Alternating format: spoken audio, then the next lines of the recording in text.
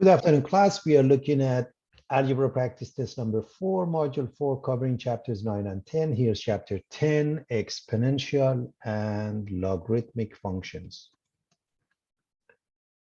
First, let's look at a couple of definitions we have seen. A function is one-to-one if each element in the range corresponds to exactly one element in the domain. In other words, if f of a equals f of b, then a must be equal to b. And if a is not equal to b, f of a is not equal to f of b. We have learned about vertical line test when we deal with a function. Now we have a horizontal line test. If a horizontal line can be drawn so that it intersects the graph of a function at more than one point, the graph is not a one-to-one function, and therefore it doesn't have an inverse. And to find the inverse, we replace f of x with y. We interchange the two variables x and y. We solve for y, and we replace y with f inverse of x. And finally, we check it by the composite function, where f of g of x is f of g of x, g of f of x is g of f of x. And in that case, for two functions that are inverse, we end up with x. What do we mean by that? That's what we want to discuss with a simple example. So we want to find the inverse. Going through the process, number one, we change f of x to y because it makes it easier to deal with. Number two, interchange x and y. So y becomes x becomes y. In this step, we did find the inverse. But we solve for y. We move the 5, negative becomes positive, and then we take a cube root. And we change the name from y to f inverse. And this is it. But to check it, we look at f of f inverse. That means you're going to put this one in here. Here's f of f inverse. You're going to put this one in here. And the cube root and the power of 3, they cancel each other. They give us x plus 5. Minus 5. 5 and negative 5 cancel each other. And that's a proof that we've come up with the correct answer. Here's another example. We are going to change f of x to y because it makes life easy. And we're going to interchange x and y. And this is the inverse. We solve for y by moving negative 7. We make it x plus 7 and then divide by 2. Change the name of y to f inverse. And look at f of f inverse. How? Replace the x with this. Or even in this one, you can replace the x with this one. This is f inverse of f. Doesn't make any difference. Both of them must become x. And so this 2 cancels out this 2. You have x plus 7 minus 7. And the answer is x, and that's a proof.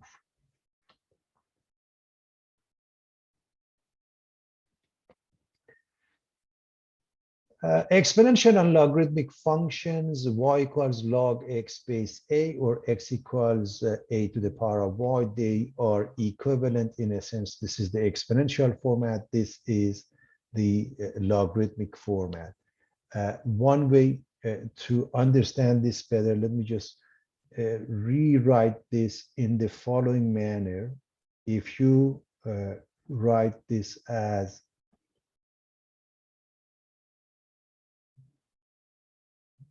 log x base a equals y and go with this arrow. A to the power of y equals x. Follow the arrow. A to the power of y, that means a to the power of y equals x, which is the same as this. So that helps. Again, I'm reminding you, I'm hoping that you've studied that. If you look at this example, for example, these are all, this is a general case where a is any base. And you see a to the power of 0 is 1. If you look at this one, a to the power of 1 is 1. These two refer to the fact that logarithmic functions and exponential functions are inverse of each other. This is the product rule. Log of xy is log x plus log y, same base, whatever it is, a in this case. Log of x over y is log x minus log y, same base. This is the quotient rule. Log of x to the power of n is n log x, and you use the same base. Don't forget the base. In the case of a common log, the base is 10. So take a look. This is the general form. This is more specific. So having said that, log 1, we don't write the base. Now, if you look at number 2, log a base a, they must be identical. We know the base is 10, so log 10. In this case, log base a to the power of x, that means 10 to the power of x. A to the power of log x, that means 10 to the power of log x. I hope you see that. In these 3 cases, you just drop the base a, that means base 10. And in this case, you change everything to ln. So the first one is ln1, very obvious. The other one, if you look at this one, log a base a, so what is the base when you write ln? It's e. And these two follow these two. Okay, so ln of e to the power of x is x, or e to the power of ln x is x. The last 3 properties, you just change them to ln. Also, here's what's very important for everybody to know. Natural logs and exponentials are inverse of each other. Therefore, they are symmetric with respect to the line y equals x. Domain of one becomes the range of the other, okay? And this is the change of base formula. If you want to evaluate log x at some base, you can say log x at some other base over log base b at some other base. Normally we use common log or natural log. The name for this is change of base formula.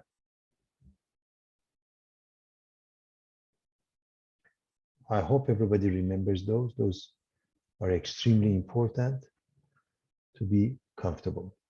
I want to look at these 2 functions because I want you to see that they are inverse of each other and the relationship between functions that are inverse of each other.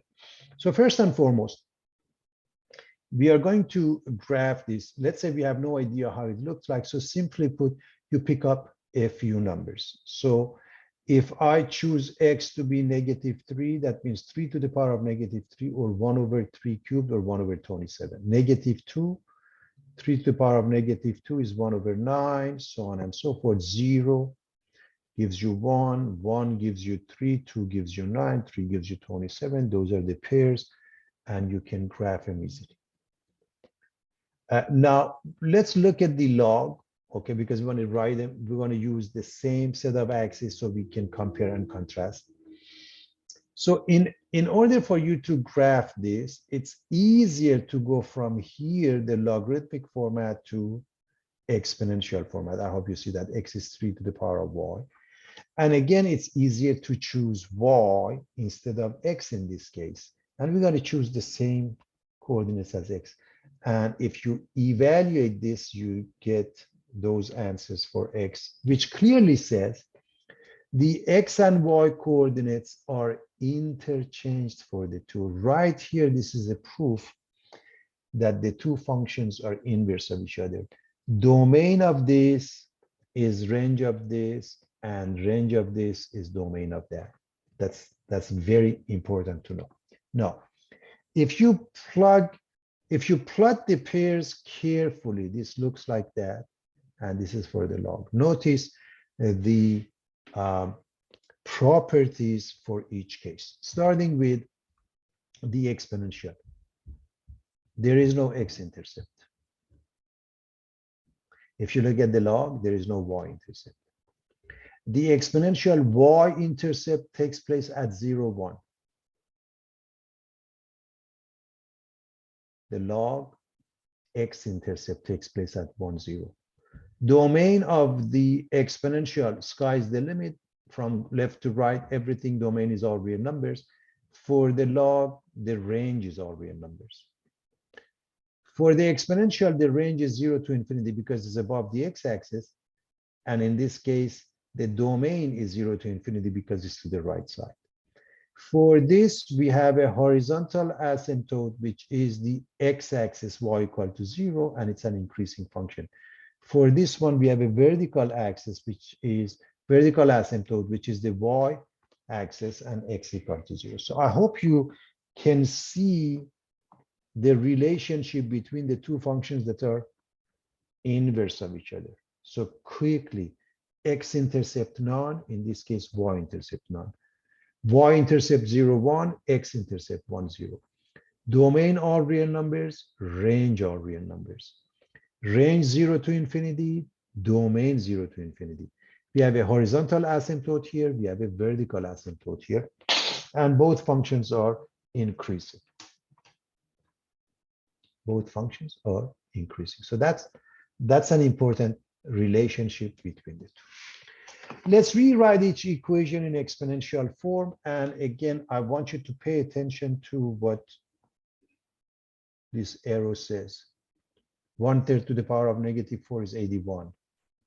5 to the power of q is m. ln, we don't write the base is e to the power of z is v. log, we don't have a base, the base is 10. 10 to the power of t is w. So look at the arrows, and I think that helps with the writing. Now, we want to go back from the exponential format, we want to go to the logarithmic format. For example, this one, log y when the base is 3 is x. In this case, because the base is ln, we're going to write, because the base is e, we're going to write ln. ln h is equal to k. This is log base 100 of b is a, and this one log 32 of base 1/2 is -5. I hope we all have an easy time with this concept.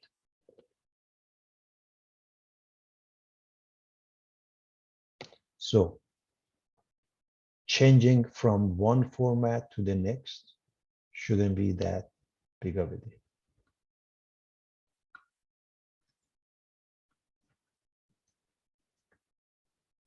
Let's expand or decompose. Let's see how we do that. We can rewrite this as a log of x cubed y to the power of 5 to the power of 1/2.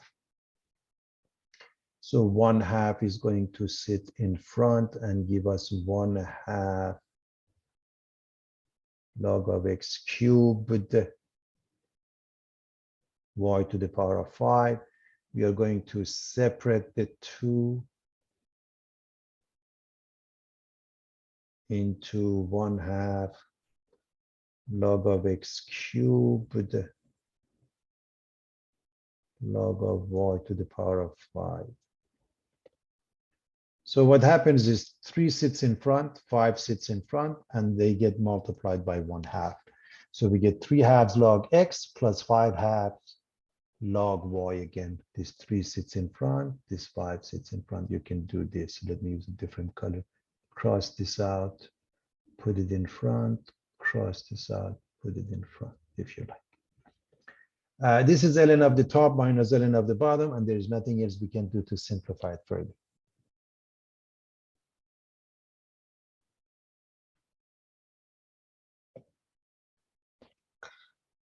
In this case, it's ln of log of the top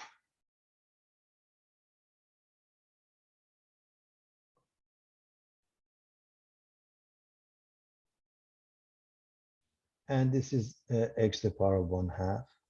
So log of x to the power of 1/2 plus this is 10y to the power of 1/3 log of 10y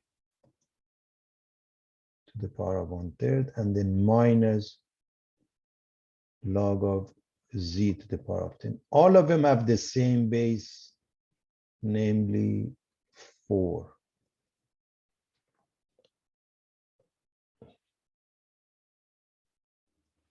So 1/2 sits in front, 1/3 sits in front, 10 sits in front in all cases.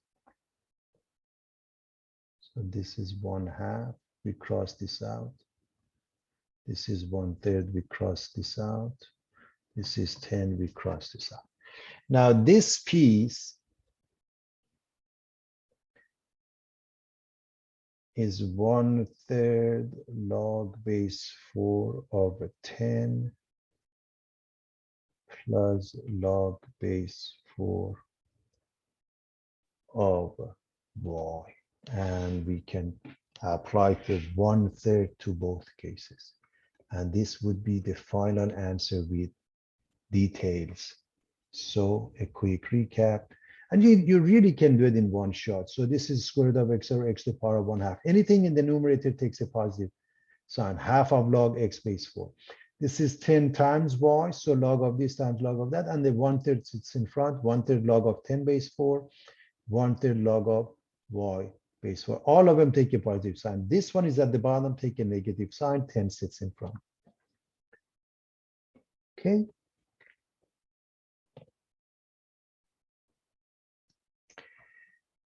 All right, what do we do here? We want to combine these two by multiplying these two, meaning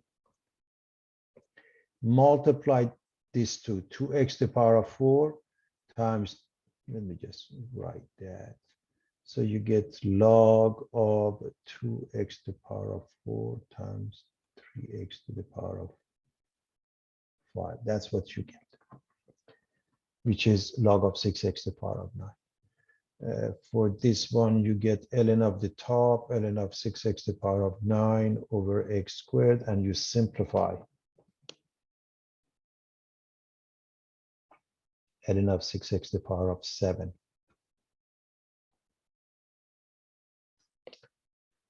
In this case, it's easy. Just get rid of number 2, put it here. Get rid of number 3, put it here. So log of x squared times x plus 1 cubed. That's what you get. So in this case, let's get rid of 1/2 square root. Let's get rid of 3. You put it here. Now, please understand that these two have a positive sign. They go together. You can do it in one shot or two. Let's do it in two. Log x z cubed minus log of square root of y. To put them together, anything which has a negative sign goes down. And so that's what you have. Although it could have been done in one shot, it's your choice.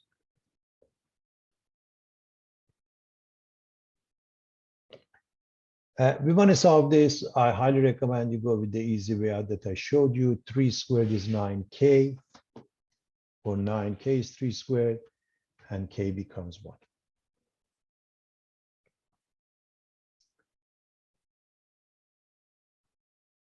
You're combining them by multiplying 4 and negative 5x. And now the base is 10 squared equals negative 20x. We know this is 100.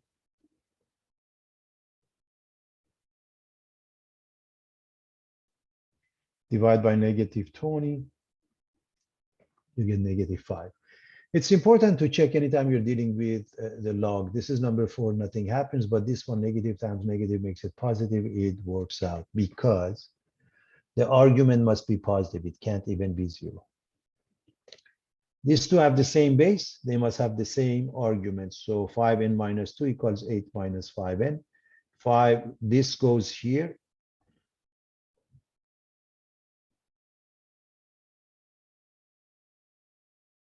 And this goes here. 10n equals 10, n equals 1. Part D, the same thing.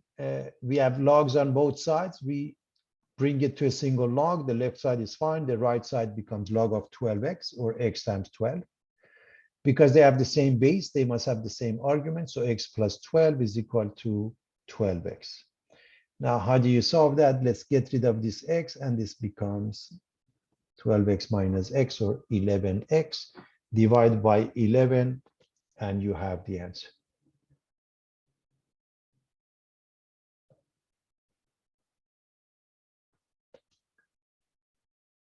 You have only logs. You don't have to move anything, just bring them to a single log, both sides. The right side is a single log. The left side, we write it as a quotient rule.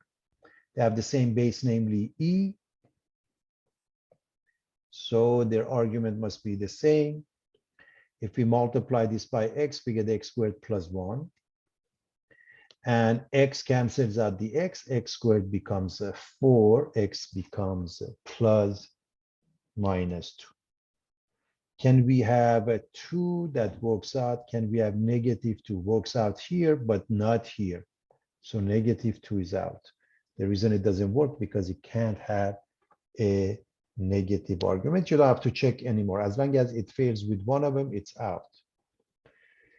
Now, what's the difference here? Some of them are logs, some of them are numbers. You bring all the logs together, all the numbers together. These two, we can combine them as x times x plus 1 log of base 2. And this one just remains as 1. And so x times x plus 1 is 2 to the power of 1. If 1, when you get to a single log, you go to the definition this way. 2 to the power of 1 is x times x plus 1. This is x squared plus x, subtract the 2. So you can factor it into x plus 2, x minus 1. X is either negative 2 or positive 1. When you plug in negative 2, doesn't work here. You don't even check with anything else. Negative 2 is out.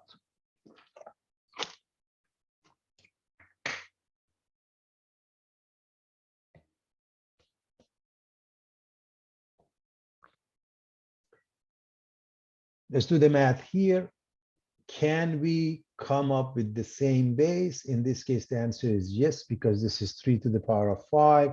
Then x becomes 5.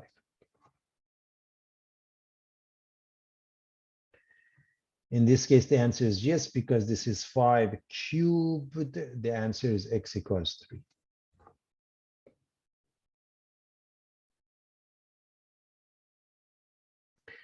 In this case, the answer is yes, because 64 is 4 cubed.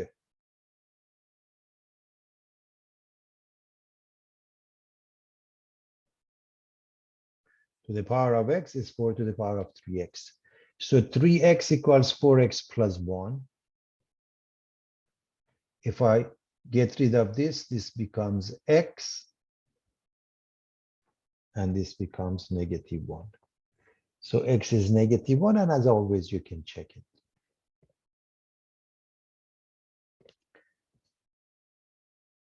Can we come up with the same base? The answer is no. One is 4, one is 9. So what do? You take a log of both sides. Which log? You look at the base. If any of them has base 10, take a common log. If any of them has base e, take a natural log. Since none of them do, it doesn't matter which one, natural log or common log. Either way is fine. Just take a log of both sides. Let's say ln. So x sits in front, x minus 2 sits in front. And bear in mind, ln 4 and ln 9 are numbers. You don't want to change them because you want to keep it as a precise answer for now. So this becomes x ln 9 minus 2 ln 9. I can move this way, becomes negative. So I can factor out the x from the left side. And the right side, I can divide it by the parentheses. And that's a precise answer. So let me just write it. Exact answer. I can't emphasize this enough. This is exact, everybody. If you replace the ln9 with a number that you pick up from your calculator, the same thing for ln4, then it's an approximation. Now, notice we have too many negatives. I hope you see, if you wrote it as follows, 2 ln 9, and then apply the negative down here, you get minus ln 4 plus ln 9. So ln 9 minus ln 4. That's the same thing. You don't have to do it that way. But if you see that, you should recognize the two are identical.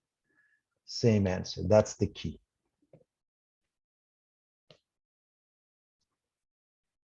Log 50 base b. Log of the fifth root of 300 base b, we want to evaluate it when log 2 base b is a, log 3 base b is b, and log 5 base b is c. In other words, we don't even know the base. How do we evaluate those? By factoring, prime factoring, or factoring in such a way that they only have 2, 3, and 5. Needless to say, those are prime numbers. Those are the first 3 prime numbers. 50 is 25 times 2. 25 is 5 squared, so 2 times 5 squared. I'm assuming we know prime factoring. So this is log of 2 plus 2 log of 5, and the same base, namely b. So plug it in, and there you have it, a plus 2c.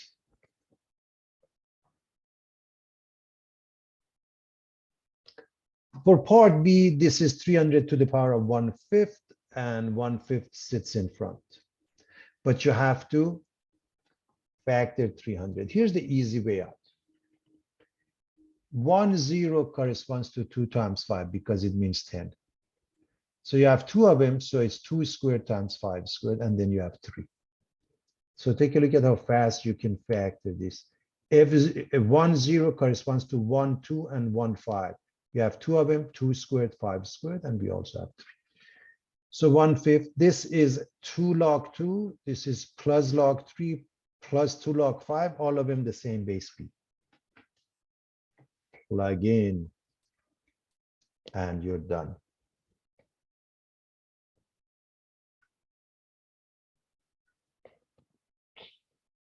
I hope you see the fairly easy way out. Prime factor will do the job. Let's solve those. Again, let's go with the definition. 4 to the power of x is 16, and 16 is 4 squared. Therefore, x and 2 must be the same. 9 to the power of x is 27. We are looking at the definition. We know 9 is 3 squared. So 3 to the power of 2x, and we know 27 is 3 cubed. So again, 9 squared. 9 is 3 squared. You can replace the 9 with 3 squared, and then to the power of x becomes this. And so 2x must be 3, and x must be 3 halves. Look at the right side. The last one on this page, first and foremost, get rid of the 100, so divide by it. By the way, this means 0.75. And since the right side has base e, let's take a natural log of both sides. In other words, ln of the left is equal to ln of the right, and ln of the right is minus 0.4x. Minus 0.4x. So x is the left side, ln of 0.75 divided by negative 0.4. And this division by negative 0.4 is the same as multiplication by negative 2.5. In other words, class, 1 over negative 0.4, this is equal to negative 2.5. That's how we arrive at this. And this is your exact answer. You can use a calculator and approximate it with a bunch of decimals. However many they ask you, you stick with that.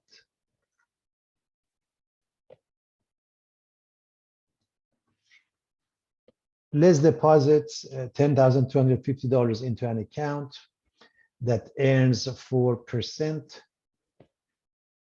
compounded interest. How much will the account have at the end of 10 years if it's compounded monthly, so on and so forth? So first and foremost, class, this is the formula for the compounding, where P is the principal, R is the rate, T is the time, and N is the number of times it gets compounded. First, let's plug in all of those, meaning this is the principal, 0.04 is the rate, and T is 10. Now, monthly means N is 12. Replace the N with 12, everybody. So even this one, you should change it to 12.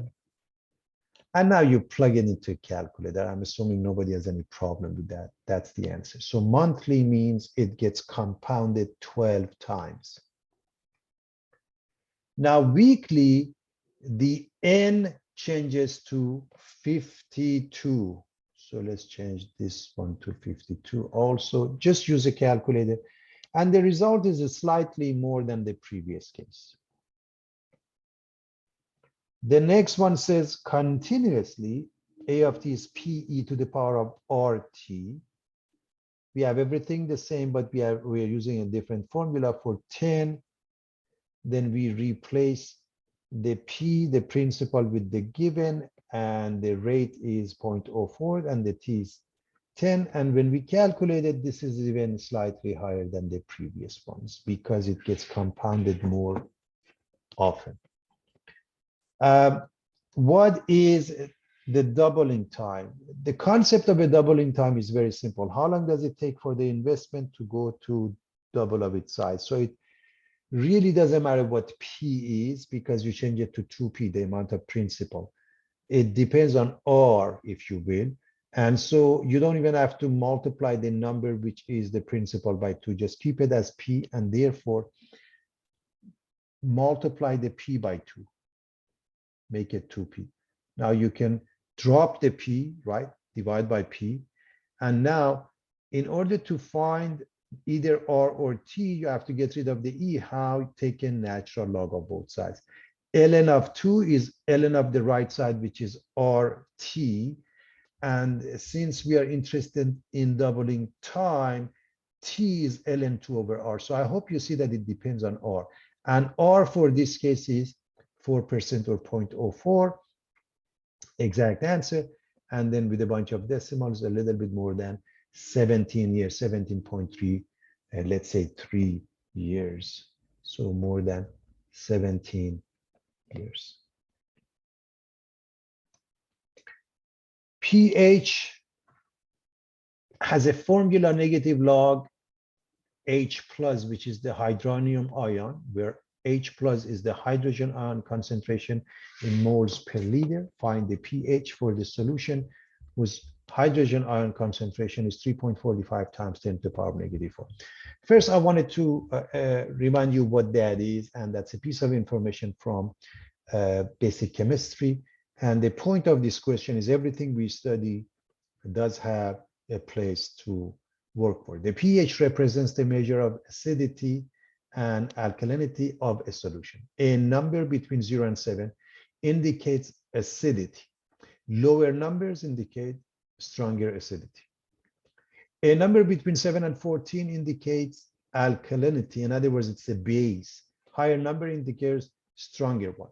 According to this scale, a value of 7 is somewhere in between and represents neutrality, such as water, like water. It is roughly the negative of the log to base 10 of the molar concentration measured in units of moles per liter. And you either write it as H plus or H3O plus, which is 1 molecule of water plus H, if you will. In other words, it is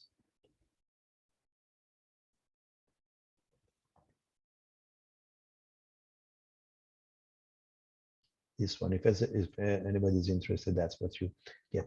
So basically plug it into this. And you can use a calculator and you're done. I want you to know that. But I want to show you, in case you don't even have a calculator, at least you can figure out if it's acid or base. So again, put it into a calculator, find the log, multiply it by me. However, according to the logarithmic rules, log of this plus log of that. Keep the negative out. And this, as you can remember from logarithmic rules, is negative 4. So if you apply that, negative of this plus 4. So right here, remember log of 10 is 1. So this is less than 1 and it's negative. So with 4 becomes like 3 point something. If you put it into a calculator, you get 3.4622, which is clearly less than 7, and it makes it an acid because 0 to 7 indicates acidity. The smaller the number, the stronger the acid. A nuclear reactor contains 200 grams of radioactive plutonium, and it decays according to the following formula. How much will remain after 5,000 years?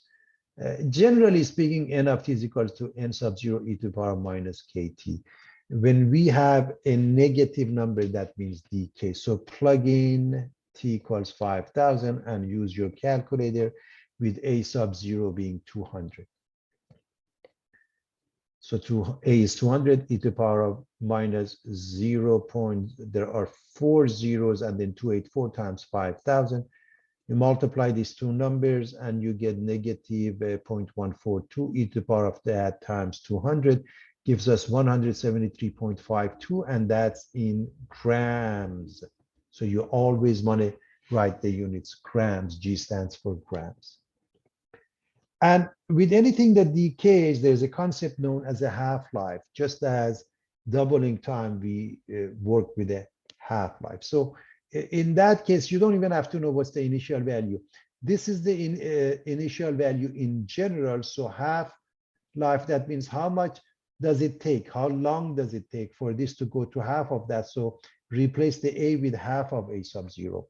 And therefore, you can drop a sub 0. Right?